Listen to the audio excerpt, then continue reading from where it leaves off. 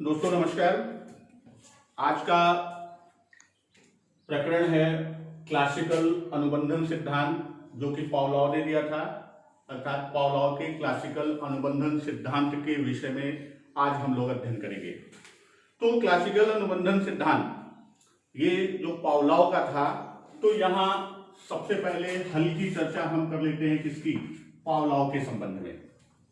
तो पावलोव की बात किया जाए तो मूलतः पावलोव पाचन क्रिया के दैहिकी के ऊपर इनका अध्ययन, इन्होंने इनका जो कार्य था, क्षेत्र था, वह पाचन क्रिया के दैहिकी पर,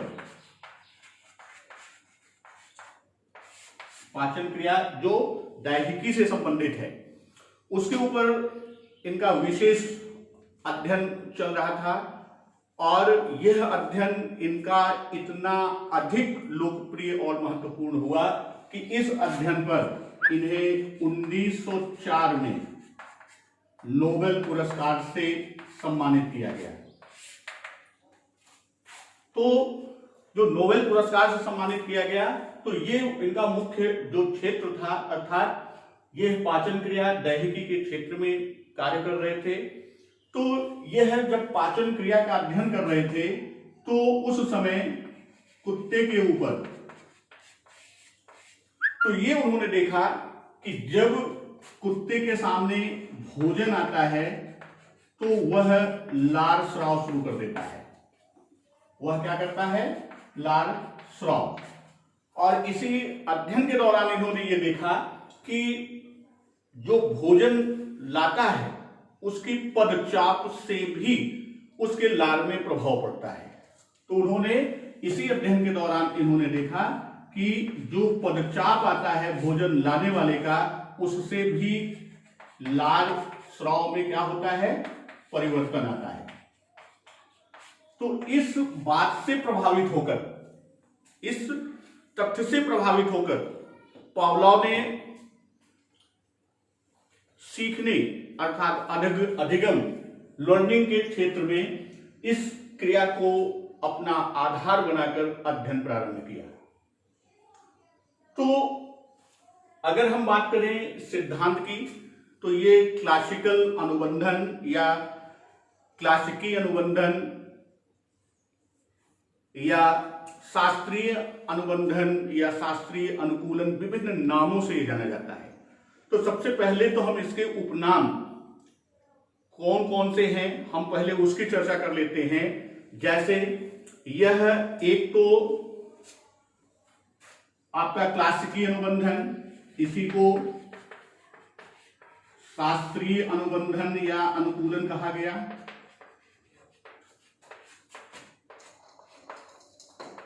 या अनुकूलन, एक उपनाम इसका ये है।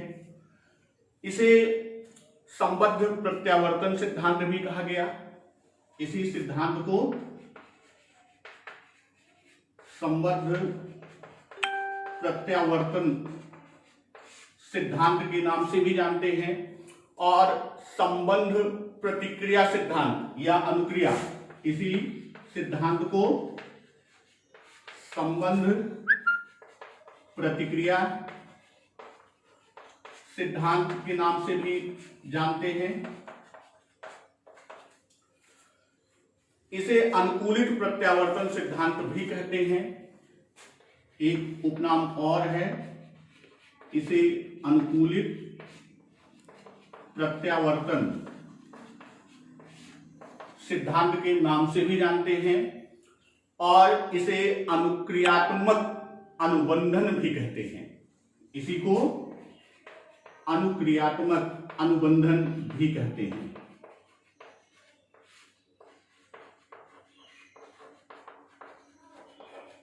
अनुबंधन सिद्धांत भी कहते हैं। और इसी को एस टाइप अनुबंधन भी कहते हैं। इसी को एस टाइप कंडीशनिंग या अनुबंधन भी कहते हैं। तो ये आपके पावलोव का जो क्लासिकल अनुबंधन है या क्लासिकी अनुबंधन है, यह विभिन्न नामों से जाना जाता है। अर्थात किन्हीं भी नाम से ये प्रश्न आपका बन जाएगा, उस पर आपको इसी से संबंधित उत्तर देना है। तो अब यहां हम बात करते हैं कि जो ये इन्होंने अपना अध्ययन किया, जो सिद्धांत प्रतिपादित किया अधिगम में, उसके प्रचार प्रसार के लिए या उसको प्रसारित करने के लिए इन्होंने 2 पुस्तकों को लिखा। वो 2 पुस्तकें कौन सी थी? एक था कंडीशन रिफ्लेक्सेस और दूसरा है लेक्चर्स ऑन कंडीशन रिफ्लेक्सेस। तो 2 पुस्तकें इन्होंने जो लिखा, पहली पुस्तक इन्होंने लिखा कंडीशन ऑफ रिफ्लेक्सेस और दूसरा इन्होंने लिखा लेक्चर्स ऑन कंडीशन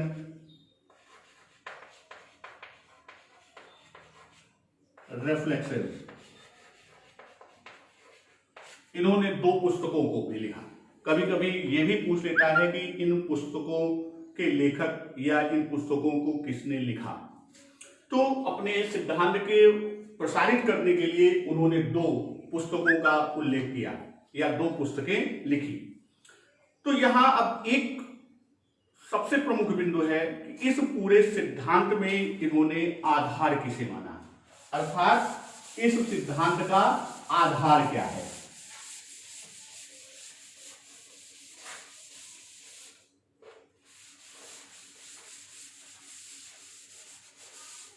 तो पॉलाव ने अपने इस सिद्धांत का आधार अनुबंधन को माना, कंडीशनिंग को माना। सिद्धांत का आधार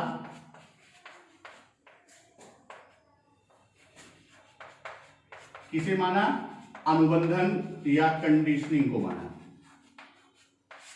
अब यहां प्रश्न आता है कि ये अनुबंधन क्या है।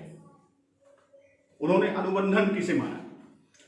तो अनुबंधन एक ऐसी प्रक्रिया है जिसके द्वारा उद्दीपक और अनुक्रिया के बीच या उद्दीपक और अनुक्रिया के मध्य साहचर्य या एसोसिएशन स्थापित होता है। तो अनुबंधन है क्या? जो उद्दीपक और रिस्पांस अनुक्रिया, इनके मध्य क्या होता है? इनके मध्य जो साहचर्य स्थापित होता है, उसी साहचर्य स्थापित होने को इन्होंने क्या कहा? अनुबंधन या कंडीशनिंग कहा। पावलोव ने जो अनुक्रियाएं, रिस्पॉन्सेस, जो अनुक्रियाएं हैं,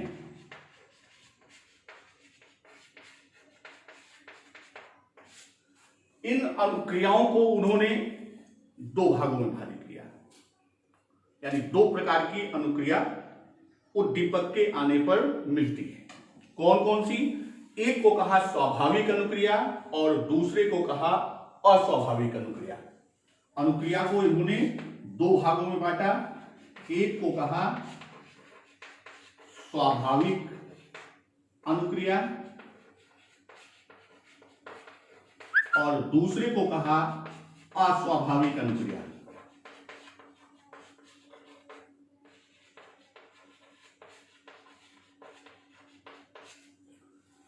तो जो स्वाभाविक अनुक्रिया वो जन्मजात व जैविकीय प्रतिक्षेप क्रियाएं होती हैं। जो स्वाभाविक अनुक्रिया है ये जन्मजात, जिसे हम कहते हैं इनेट, या नहीं बल्कि वह क्या है? ये प्रतिक्षेप क्रियाएं।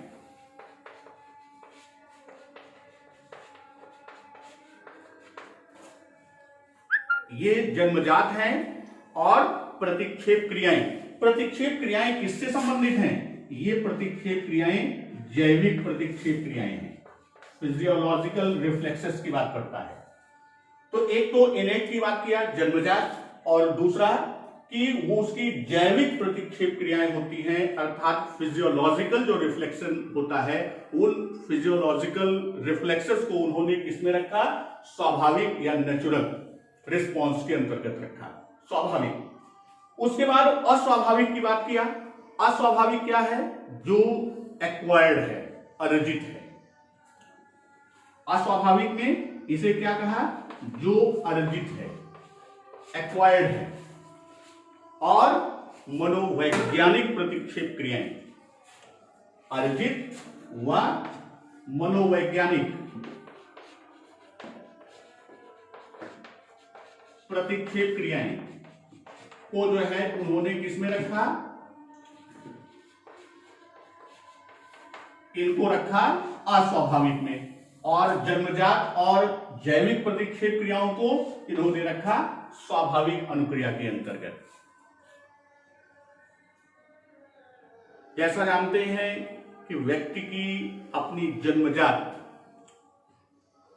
कुछ अनुक्रियाएं होती हैं, उन अनुक्रियाओं के आधार पर, जो जन्मजात अनुक्रियाएं होती हैं, उन अनुक्रियाओं के आधार पर जब उससे संबंधित कोई स्वाभाविक या प्राकृतिक उद्दीपक आता है तो वह सहज ही जैविक प्रतिक्षेप क्रियाओं को संपादित करता है। जैसे लार का आना भोजन जैसे ही आता है या मुंह में हम रखते हैं तो हमारी लार ग्रंथियां, जो स्लाइवा ग्लैंड्स हैं, वो क्या करती हैं? वह लार को स्रावित करती हैं।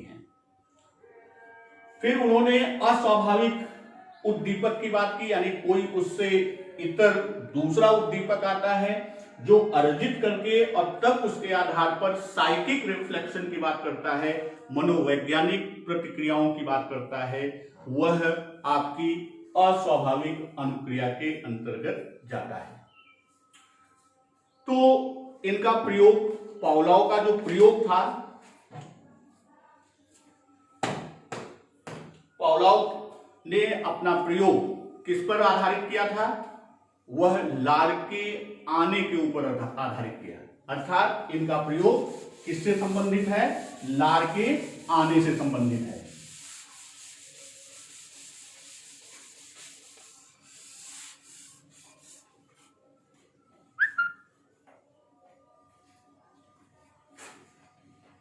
पावलोव का प्रयोग किस पर था?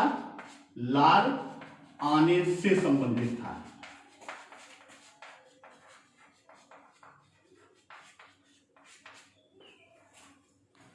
तो इनका जो प्रयोग था कि मुंह में, जैसे ये स्वाभाविक की बात अभी मैंने बताया था कि मुंह में जैसे ही भोजन रखते हैं लार ग्रंथियां, मुंह में लार, जैसे ही भोजन रखेंगे लार ग्रंथियां तुरंत मुंह में लार को छोड़ती हैं, अर्थात स्लाइवा को छोड़ती हैं, जो जन्मजात और हमेशा होने वाली स्वाभाविक क्रिया है। तो इनका जो प्रयोग था, अब हम बात किसकी करने चल रहे हैं कि जो ये लार स्राव की बात करते हैं, इनका प्रयोग किस पर था? कुत्ते पर। इन्होंने कुत्ते के ऊपर प्रयोग किया, और जो प्रयोग है कि कुत्ते पर एक ध्वनि नियंत्रित कक्ष यानी साउंड प्रूफ रूम होना चाहिए। तो उस ध्वनि नियंत्रित कक्ष में उन्होंने क्या किया? पहले जैसे भोजन आता है तो कुत्ते के द्वारा लार का स्राव होता है, तो इन्होंने जो प्रयोग किया, इनका प्रयोग वो 3 खंडों में हम लेके करते हैं। जैसे पूर्व की स्थिति, प्रयोग के दौरान और प्रयोग के पश्चात। तो पहले इन्होंने क्या किया? पहले घंटी बजाई। घंटी क्या है? ये आपका अस्वाभाविक, किस तरह का उद्दीपक है? यह अस्वाभाविक उद्दीपक है।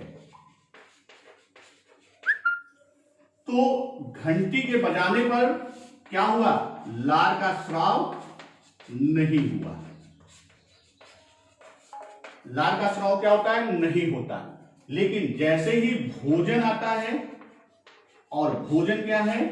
भोजन आपका स्वाभाविक उद्दीपक है। भोजन क्या है? स्वाभाविक उद्दीपक।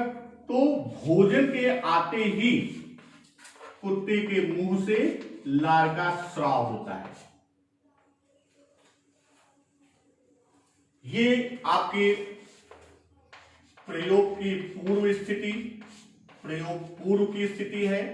अब प्रयोग के दौरान उन्होंने किया क्या? उन्होंने ये किया कि पहले घंटी बजाई और फिर उसके बाद उन्होंने क्या किया? भोजन। और इन दोनों के ऊपर देखा तो कुत्ते का क्या हुआ? लार का स्राव हुआ। लेकिन यहां एक विशेष ध्यान ये रखना है, घंटी और भोजन इनके मध्य प्रयोगों के आधार पर बताया कि यह लगभग आधा सेकंड, कितना? लगभग आधे सेकंड का अंतराल होना चाहिए इनके बीच में। कितना अंतराल? आधे सेकंड या 500 मिली सेकंड की बात करते हैं। तो जो आधा सेकंड का अंतराल के बाद भोजन आता है तो कुत्ते का लार स्राव होता है। कई बार इस प्रयोग को जब वो दोहराते हैं, दोहराने के बाद पश्चात की स्थिति क्या आती है कि जैसे ही घंटी बजती है, जैसे ही घंटी बजती है, कुत्ते के द्वारा लार का स्राव किया जाता है। अब यहां आपको कई टर्म मिलते हैं, यहां कई टर्म मिलते हैं, जैसे जो हमारा स्वाभाविक भोजन और अस्वाभाविक, तो यहां ये क्या है? अनकंडीशनड है, अननुबंधित है। तो इसे संकेत रूप में भोजन को कहते हैं यूसीएस। और ये क्या है? अस्वाभाविक है, अर्थात यह अनुबंधित उद्दीपक है या कंडीशनड स्टिमुलस की बात हम करते हैं तो इसे सीएस के संकेत से संबोधित करते हैं। वही चीज यहां पर यूसीएस और साथ में सीएस दिया जाता है। तो यहां जो लार का स्राव हुआ किसके आने पर? यूसीएस के आने पर, अर्थात स्वाभाविक उद्दीपक या अनुबंधित उद्दीपक का। तो यहां जो अनुक्रिया हुई वह अनुक्रिया किस रूप में हुई? वह यूसीआर के संकेत, अर्थात यह अनुक्रिया को हम ये कह सकते हैं कि यह अनुक्रिया कैसी है? यह स्वाभाविक अनुक्रिया है। यह अनुक्रिया कैसी है? यह स्वाभाविक अनुक्रिया है, या ये कह सकते हैं कि यह अनकंडीशनड रिस्पॉन्स है या अनुबंधित या अननुबंधित रिस्पॉन्स या अनुक्रिया है। तो यहां हम यूसीआर की बात करते हैं। और जब भोजन और घंटी, यानी घंटी के लगभग आधा सेकंड 500 मिली सेकंड के अंतराल पर भोजन लेके आते हैं, ये सीएस और ये यूसीएस। तो ये सीएस घंटी क्या है? कंडीशनड है। तो ये सीएस के बाद यूसीएस को लेके आते हैं, तो यहां पर क्या आएगा? यहां पर भी यूसीआर की बात करेंगे। लेकिन जैसे ही घंटी क्या है? घंटी कंडीशनड स्टिमुलस है, अर्थात यह अनुबंधित उद्दीपक है। यह कैसा है? अनुबंधित उद्दीपक। तो जो अनुबंधित सीएस की बात हम करते हैं, तो सीएस के ऊपर जब लार का स्राव होता है तो इसे हम सीआर अर्थात कंडीशन रिस्पॉन्स की बात करते हैं, अर्थात अनुबंधित अनुक्रिया की बात करते हैं। तो ये तो पावलोव का प्रयोग था कि कुत्ते के सामने उन्होंने सबसे पहले घंटी को बजाया तो कोई प्रतिक्रिया, कोई अनुक्रिया नहीं हुई, अर्थात लार का स्राव नहीं हुआ। फिर भोजन को लेके आते हैं तो भोजन को लाते ही लार का स्राव हुआ, ये पहली स्टेज। फिर उन्होंने घंटी अर्थात अस्वाभाविक उद्दीपक या अनुबंधित उद्दीपक और ठीक उसके लगभग आधा सेकंड 500 मिली सेकंड के अंतराल पर भोजन को लेके आए, अर्थात साथ की बात किया। पहले घंटी, यहां ये विशेष ध्यान रखना है कि पहले अस्वाभाविक फिर स्वाभाविक। तो इन दोनों को जब लेके आते हैं तो वहां कुत्ते के द्वारा लार का स्राव हुआ, ये आपकी दूसरी कंडीशन। और तीसरी स्थिति जो बनती है कि घंटी अर्थात सीएस अर्थात अनुबंधित उद्दीपक या अस्वाभाविक उद्दीपक की बात करते हैं, तो वहां पर जो लार का स्राव होता है वह क्या हुआ? वह अनुबंधित अनुक्रिया या हम इसको कह सकते हैं कि अस्वाभाविक अनुक्रिया के रूप में आता है। तो ये तो पावलोव के द्वारा किया गया प्रयोग था। अब यहां जब देखते हैं कि ध्वनि नियंत्रित कक्ष में ये प्रयोग होता है, तो इस प्रयोग में उन्होंने देखा कि जब कई प्रयोग करने के बाद कि हम सिर्फ घंटी बजाते हैं और लार का स्राव होता है, अर्थात बिना भोजन आए मात्र घंटी की आवाज पर कुत्ते के मुंह से लार का निकलना, अर्थात बिना भोजन आए मात्र घंटी की आवाज पर कुत्ते के मुंह से लार का निकलना, इट मीन्स कि अब कुत्ते का अनुबंधन, या यूं कहते कि घंटी और उसके लार स्राव के बीच में एक साहचर्य स्थापित हो गया, एक संबंध बन गया, और वही साहचर्य या संबंध को उन्होंने अनुबंधन या अनुकूलन की बात कही, जो बिल्कुल प्रारंभ में हमने बताया कि वहां घंटी और लार स्राव के मध्य क्या हुआ, उनके बीच साहचर्य बन गया, संबंध स्थापित हुआ, और वही अनुबंधन है या अनुकूलन है। तो इस अनुबंधन को यदि हम देखें तो इसका आधार क्या बनता है? तो इसका आधार था कि कुत्ता एक उद्दीपक या घंटी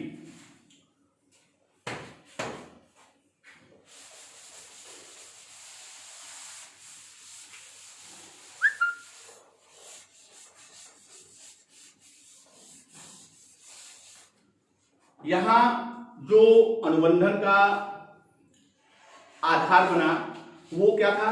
कुत्ता एक उद्दीपक अर्थात घंटी को दूसरे उद्दीपक अर्थात भोजन के संकेत, यहां एक अनुबंधन और बनता है कि पहला क्या था? एक उद्दीपक क्या थी? घंटी, यानी पहला स्टिमुलस S1 क्या था? घंटी, कि घंटी को दूसरे उद्दीपक अर्थात भोजन, जो दूसरा उद्दीपक है S2 अर्थात भोजन। अब वो हुआ क्या यहां पर? कैसे अनुबंधन या अनुकूलन हुआ कि अर्थात इसे क्या मान लिया? भोजन के आने का संकेत, कि जैसे घंटी बजेगी वैसे ही वो समझ गया, संकेत मान लिया कि हमें भोजन मिलने वाला है, अर्थात भोजन मिलेगा। तो जैसे ही उसे संकेत मान लिया, तो अगर इस दृष्टि से देखें तो यहां पर एक अनुबंधन और बनता है, एक अनुबंधन और कायम होता है। उस अनुबंधन के आधार पर यहां इन दोनों के बीच एक अनुबंधन बनता है, हम कह सकते हैं यह उद्दीपक उद्दीपक अनुबंधन, अर्थात एक उद्दीपक का दूसरे उद्दीपक के साथ अनुबंधन बन जाता है। सही? घंटी और भोजन, इनके मध्य भी क्या होता है? साहचर्य स्थापित हो गया, इनके मध्य भी संबंध बन गया। तो इनके मध्य संबंध बनने का संकेत जो है वह यह प्रदर्शित करता है कि उद्दीपक उद्दीपक अनुबंधन, अर्थात ये भी कह सकते हैं कि उद्दीपक उद्दीपक अधिगम का उदाहरण बन गया। अधिगम का क्या बन गया? इसका उदाहरण बन गया, उसका एग्जाम्पल, लर्निंग का, कैसे stimulus based stimulus learning example के रूप में आपके सामने आया। तो यदि हम इसकी बात करें तो पावलोव के इस प्रयोग पर व्यवहारवाद के प्रमुख मनोवैज्ञानिक या व्यवहारवाद के जनक वाटसन और उनकी पत्नी रेनर ने, इनके इस सिद्धांत पर व्यवहारवाद के जनक वाटसन और उनकी पत्नी रेनर ने एक प्रयोग किया। प्रयोग जो इनका सिद्धांत है व्यवहारवाद के जनक,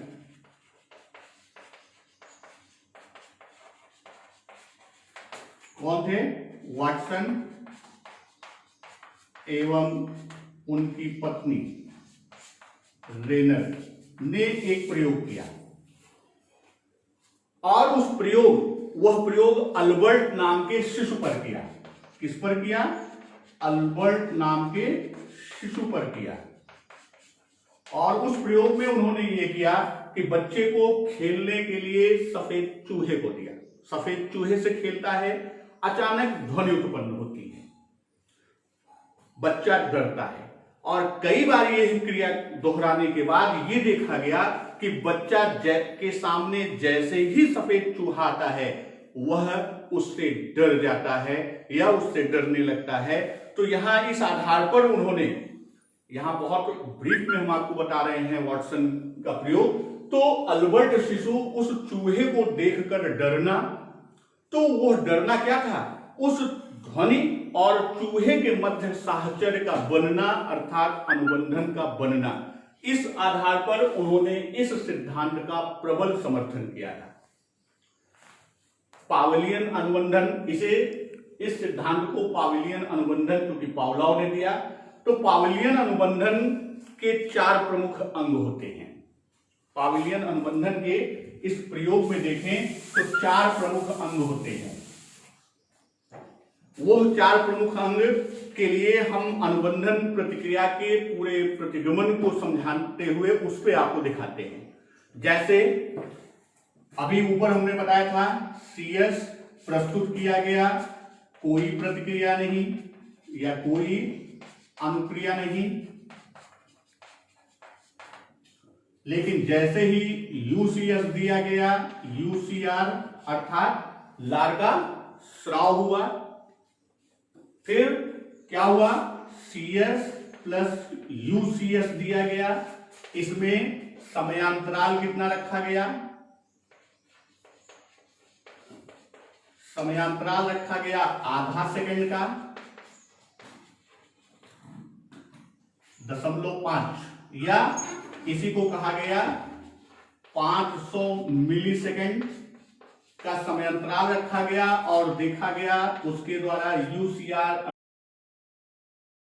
फिर खाली CS आया तो जो रिस्पांस लार स्राव हुआ वह कहा गया CR अर्थात कंडीशन रिस्पांस।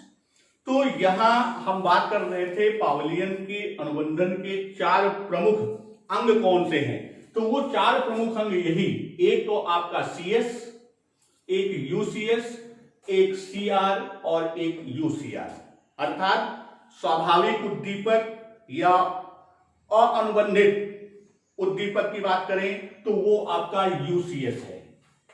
ये क्या है, स्वाभाविक उद्दीपक, पहला खंड जो स्वाभाविक उद्दीपक। और CS घंटी क्या है, यह हमारा अस्वाभाविक या अनुबंधित उद्दीपक है।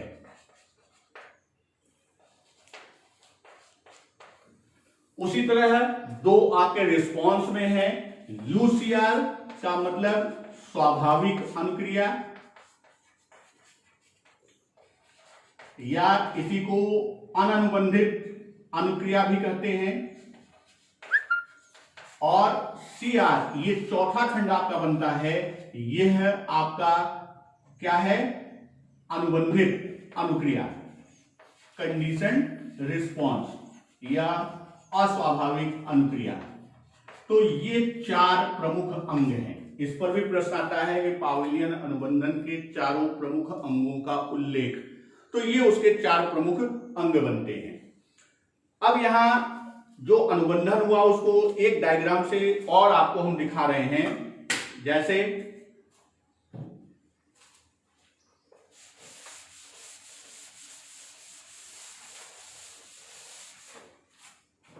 सबसे पहले अभी जैसे दिया भोजन, भोजन के आने पर क्या हुआ,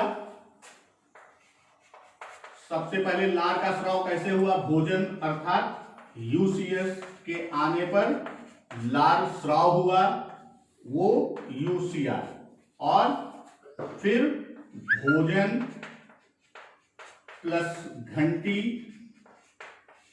अर्थात UCS प्लस CS को दिया गया, तो यहां पर लार का स्राव हुआ, वो भी UCR। फिर घंटी खाली बजी अर्थात CS के होने पर ही क्या हुआ, रिस्पांस हुआ, जिसे हम CR अर्थात लार स्राव हुआ CR। तो देखा जाए तो घंटी और अनुक्रिया लार स्राव में अनुबंधन हुआ, लेकिन वास्तव में जो अनुबंधन हुआ इस घंटी का इस लार स्राव अर्थात स्वाभाविक अनुक्रिया के साथ अनुबंधन होता है। यह इसके साथ क्या होता है, कंडीशनिंग होती है, अर्थात CS का UCR के साथ अनुबंधन होता है। तो ये आपका प्रयोग और प्रयोग से संबंधित समस्त तथ्य।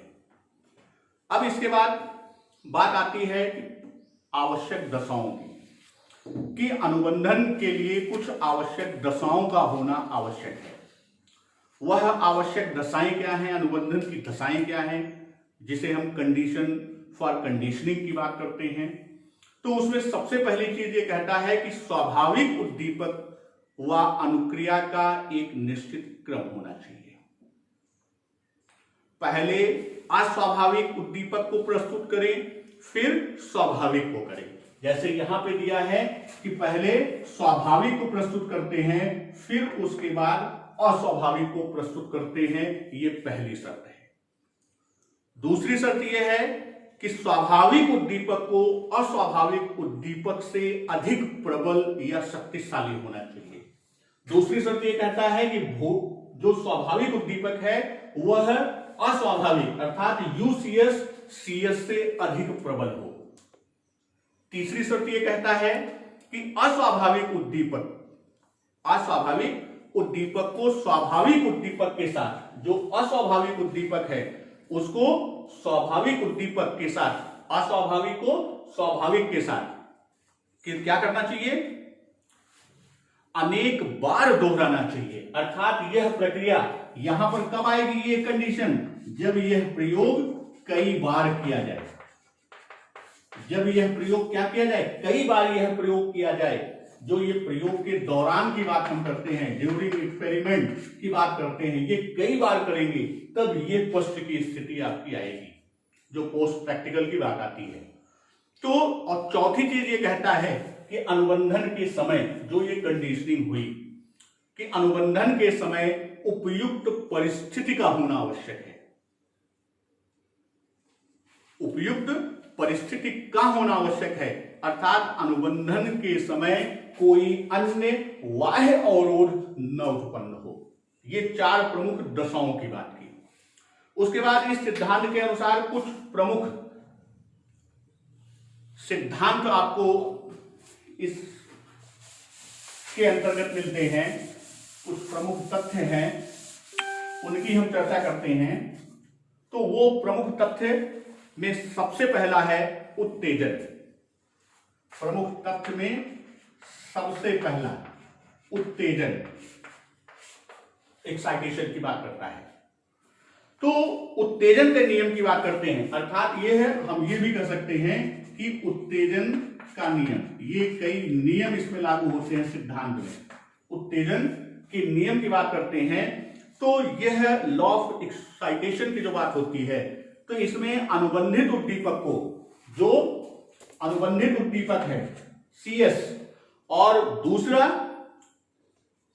प्राकृतिक उद्दीपक के साथ बार बार प्रस्तुत करने पर अनुबंधन के परिणाम स्वरूप प्राणी में उत्तेजना, अर्थात इसके साथ UCS दोनों को साथ साथ यदि हम प्रयोग करते हैं, कई बार प्रयोग करते हैं, तो व्यक्ति में क्या होता है, व्यक्ति में उत्तेजना उत्पन्न हो जाती है, एक एक्साइटमेंट ग्रो कर जाता है। तो वही अनुबंधित अनुक्रिया के लिए तत्पर करता है, उसे तैयार करता है। दूसरा ये कहता है कालिक क्रम। दूसरा नियम क्या है, कालिक क्रम, या इस तरह से भी समझ सकते हैं कि UCS और CS के मध्य समयांतराल, इनके मध्य कितने समयांतराल को रखा जाए।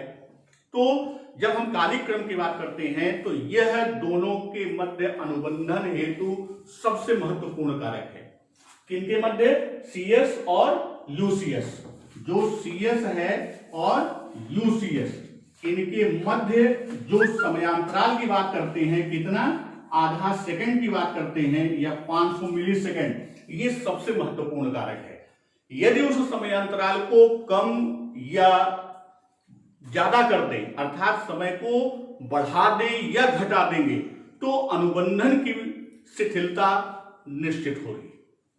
अर्थात अनुबंधन क्या होगा, अनुबंधन बनने में या अनुबंधन की प्रक्रिया स्थापित होने में क्या होगी, समस्या आएगी या कठिनता होगी। तो ये समय, इस पर भी प्रश्न आता है कि इन दोनों के मध्य अर्थात CS और UCS के मध्य कितना समयांतराल रखा गया, तो वह आधा सेकंड या 500 मिली सेकंड की बात करता है।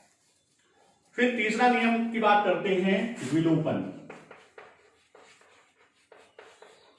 तीसरा नियम क्या है, विलोपन।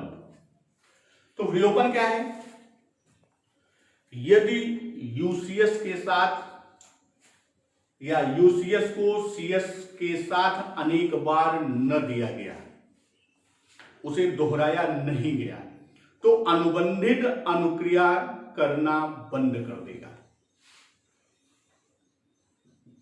अर्थात स्वाभाविक को अस्वाभाविक के साथ कई बार प्रस्तुत करने पर ये जो स्थिति है, UCS को जो है किसके साथ, CS के साथ क्या करेंगे, कई बार अगर न प्रस्तुत करें, अर्थात उसकी पुनरावृत्ति बार बार न करें, तो स्थिति क्या होगी, उस स्थिति में अनुबंधित अनुक्रिया करना बंद कर देगा। तो यहां पर क्या होगा, अनुबंधन शिथिल हो जाएगा या समाप्त हो जाएगा, अर्थात विलुप्त हो जाएगा। उसी को विलोपन की बात करते हैं। या इस तरह से भी कर सकते हैं कि पुनर्बलन या स्वाभाविक उद्दीपन की उपस्थिति में व्यक्ति द्वारा अनुबंधित अनुक्रिया को बार बार न किया जाने पर उससे इसकी शक्ति धीरे धीरे क्या होती है, घटती जाती है और एक स्थिति आती है कि यह विलोपित हो जाता है या विलुप्त हो जाता है। इसी तरह चौथे नियम की बात करते हैं, स्वतः पुनर्लाभ की। चौथा नियम, स्वतः पुनर्लाभ।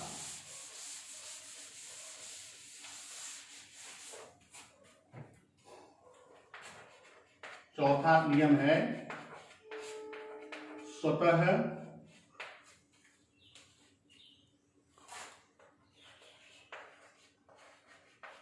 पुनर्लाभ।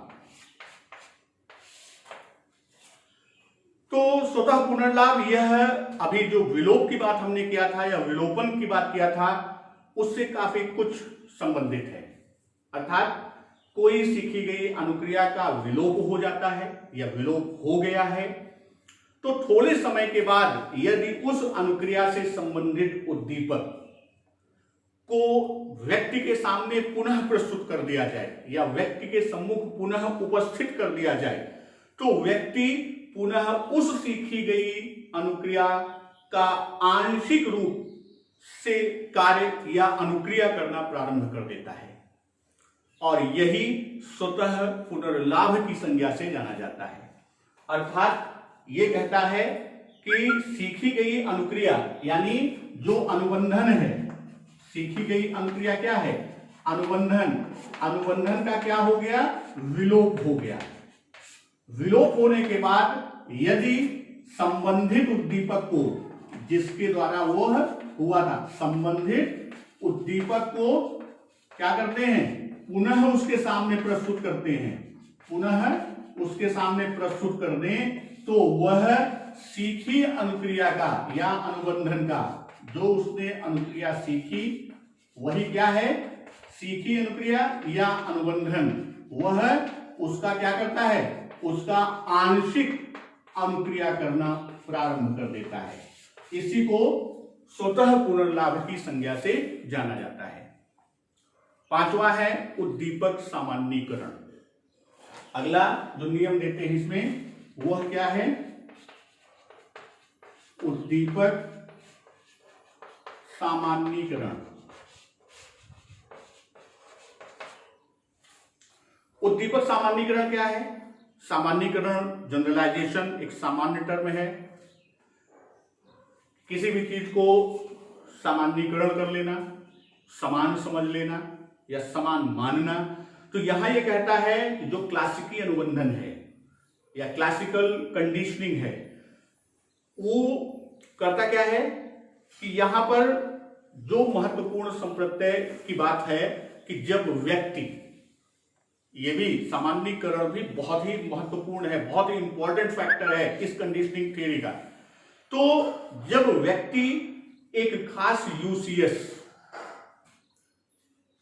अर्थात के प्रति अनुक्रिया करना सीख लेता है, यूसीएस के थ्रू सीएस से अनुक्रिया करना सीख लेता है, अर्थात अस्वाभाविक अनुक्रिया से करना, जैसे यहां घंटी से अनुक्रिया करना सीख लिया, तो उस उद्दीपक से मिलते जुलते जितने भी उद्दीपक होंगे या जितने भी अन्य उद्दीपक होंगे, वह उनके प्रति भी वैसी ही अनुक्रिया करना प्रारंभ करता है।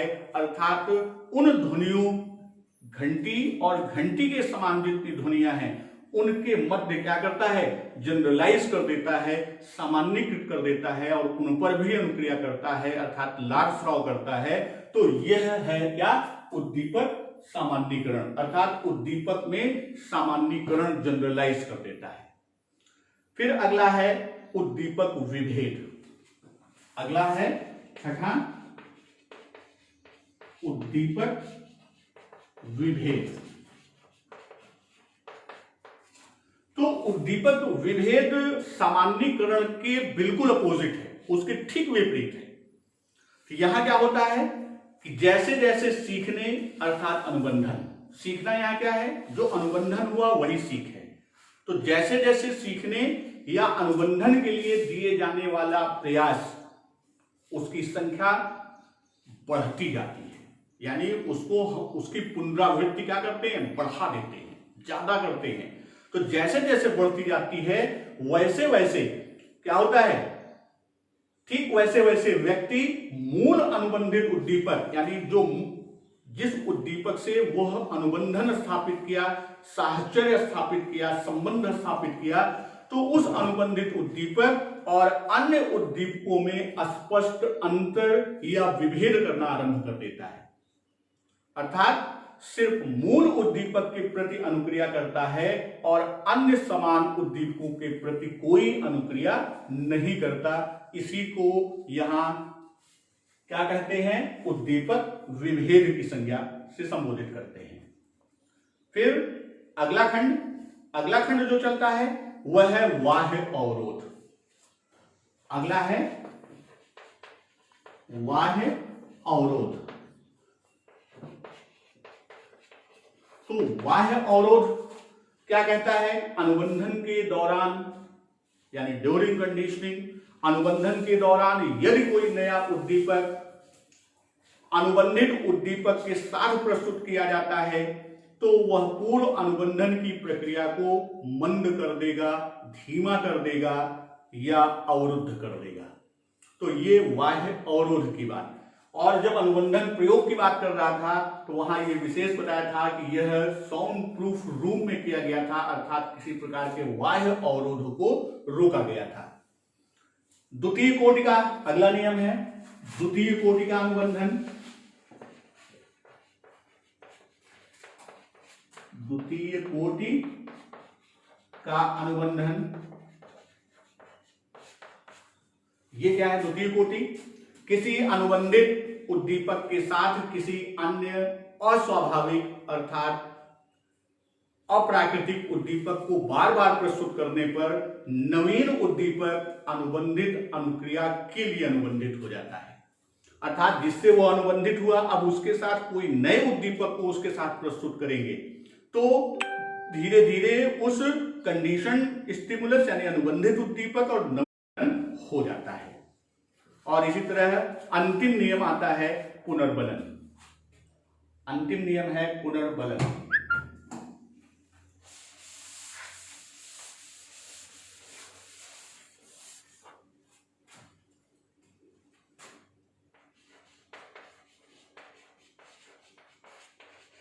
पुनर्बलन, तो पुनर्बलन कहता क्या है कि पावलोव ने वास्तव में देखा जाए तो इन्होंने स्वयं पुनर्बलन शब्द का प्रयोग किया ही नहीं।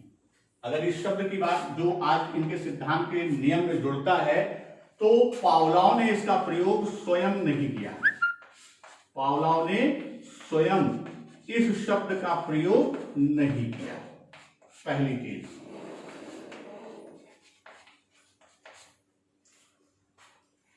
इसके स्थान पर पावलोव ने स्वाभाविक उद्दीपन का प्रयोग किया था।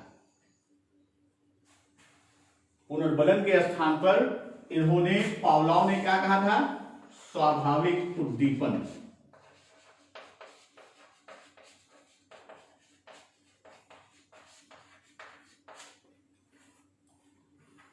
अर्थात अनकंडीशनड स्टिमुलस की बात की थी।